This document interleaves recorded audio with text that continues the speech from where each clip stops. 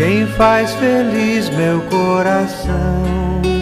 Tua palavra, teu corpo e sangue, o teu amor sustenta minha. Proclamação do Evangelho de Jesus Cristo segundo Mateus. Glória a vós, Senhor. Saindo dali, Jesus foi para a margem do mar da Galileia. Subiu a montanha e sentou-se.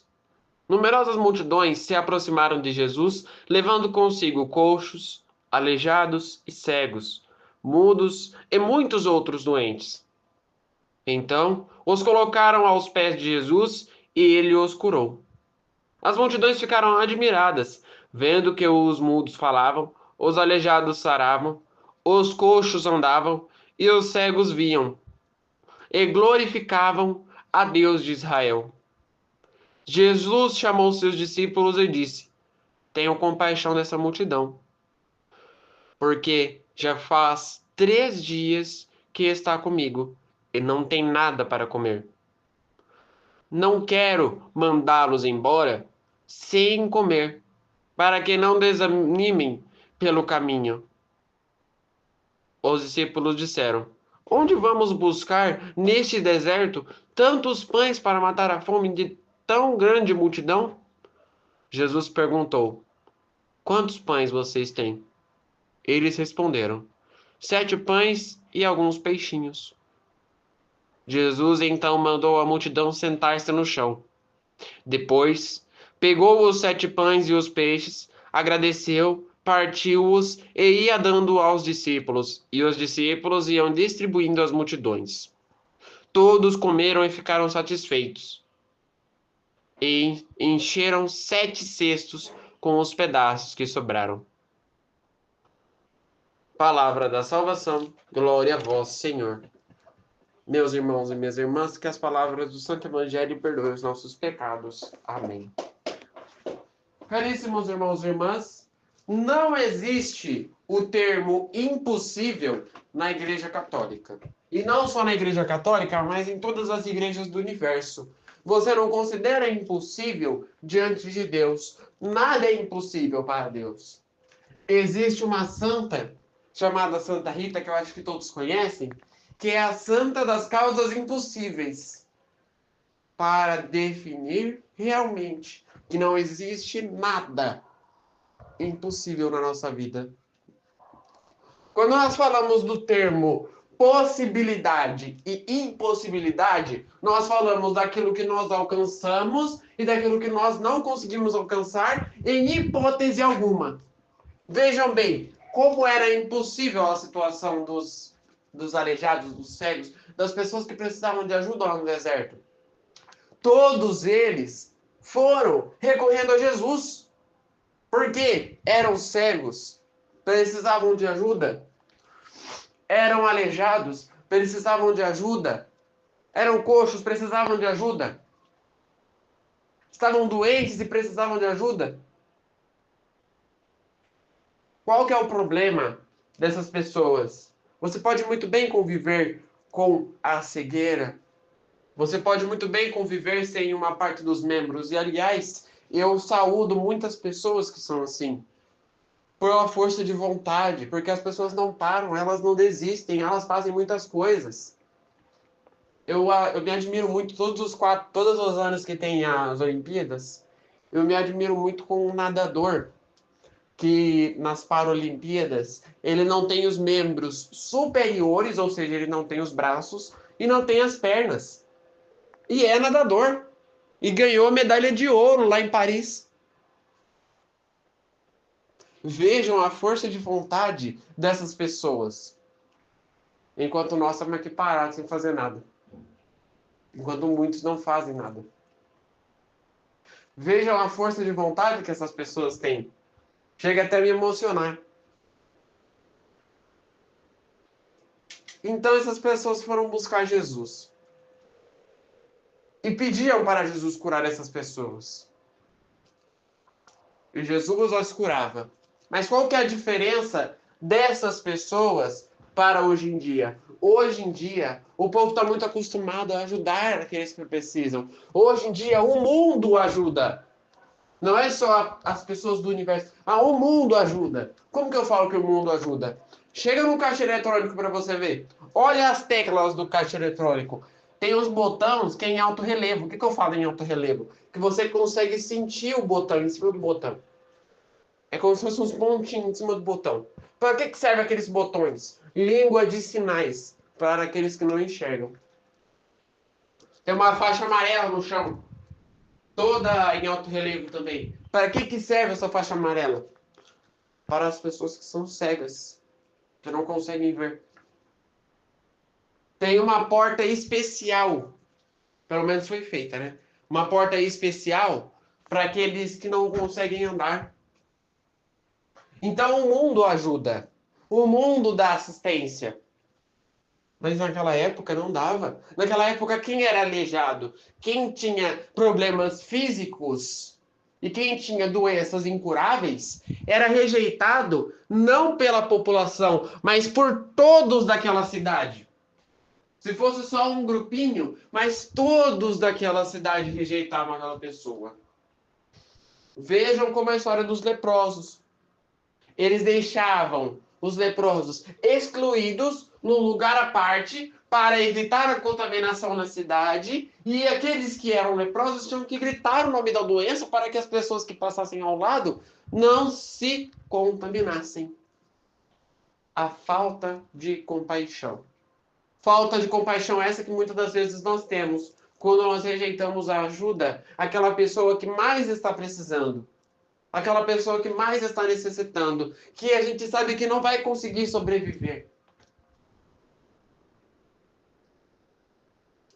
Eu fico pensando assim, quantas famílias perderam suas coisas, sua casa, perderam membros, perderam pessoas naquele desastre lá em Brumadinho. E a coisa mais bonita que teve foi a solidariedade. Pessoas iam ao encontro. Isso já faz tempo, hein? Pessoas iam ao encontro para ajudar essas famílias, porque as famílias não tinham mais nada. Só sobrou a roupa do corpo. Lá no Rio Grande do Sul, a mesma coisa. Lá no Rio Grande do Sul, a gente viu a mesma coisa. Os desastres que teve, a enchente que deu. E as famílias se ajudaram. Aliás, o Brasil inteiro se ajudou. Aí eu faço uma pergunta.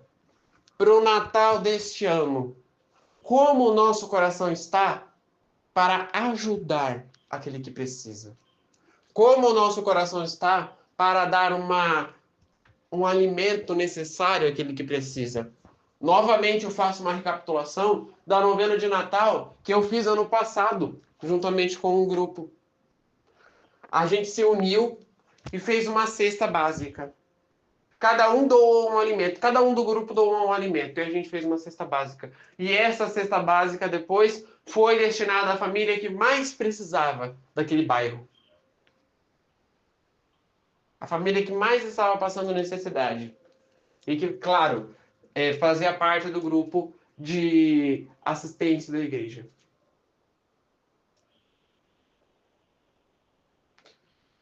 A forma concreta, o gesto concreto de ajudar uma pessoa, como Jesus ajudou, nos define como seres de compaixão. Viver para ter compaixão do próximo. Difícil nós termos compaixão do próximo. É difícil nós termos amor pelo próximo. Jesus tinha.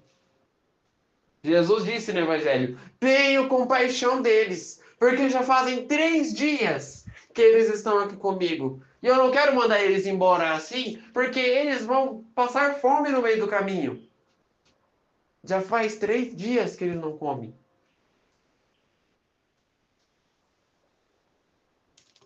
E os discípulos duvidaram. Interessante quando a gente duvida da capacidade de Deus de fazer alguma coisa. Os discípulos viraram para Jesus e disseram: mas Senhor, aonde nós vamos achar comida no meio desse deserto para tanta gente? Detalhe, Jesus já tinha feito um milagre como esse em outro lugar. Eles já andavam com Jesus há muito tempo. Não era de ontem.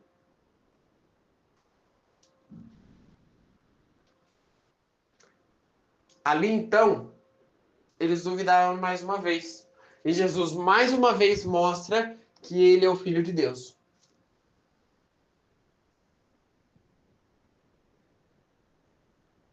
Como está o nosso acreditar para aquele que veio e que vai vir novamente?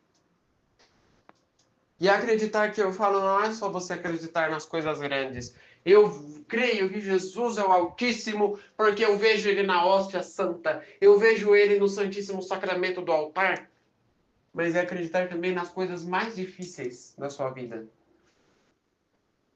Acreditar nos maiores tormentos. Se eu não acreditasse em Deus fielmente, talvez esse vídeo não estaria indo pro ar. Porque já são 11h28.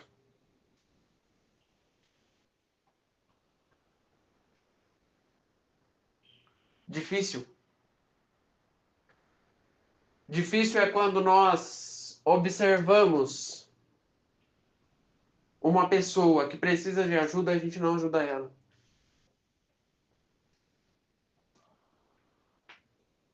Difícil. Difícil foi para aqueles que chegaram lá nas Paralimpíadas. Como aquela história daquele nadador que eu falei. Mas eles chegaram. E eles conseguiram chegar. Por quê? Por graça e dom de Deus. Sem a sabedoria, sem a força, sem a motivação necessária, ninguém chegaria lá. Sem a motivação, ninguém chegaria lá. Como eles chegaram e do jeito que eles chegaram, isso foi surpreendente. Surpreende a mim, surpreende a você e, é claro, a muitas pessoas do mundo. Independentemente se a pessoa for ou não da igreja.